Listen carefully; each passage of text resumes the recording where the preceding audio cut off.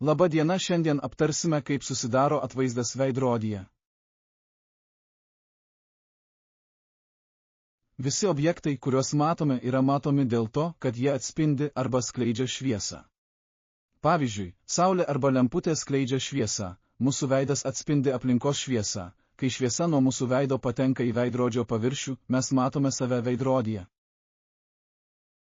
Atstumas objekto ir jo atvaizdo atstumas nuo veidrodžio paviršiaus visada yra vienodas.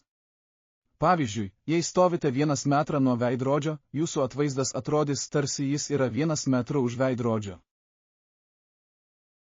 Viskas mūsų kelionė baigėsi apie kaip susidaro atvaizdas stikle. Aš labai tikiuosi, kad jūs išmokote daug daugiau nei prieš tai ir dar tikiuosi, kad jums visiems žiūrintiems labai patiko mano video.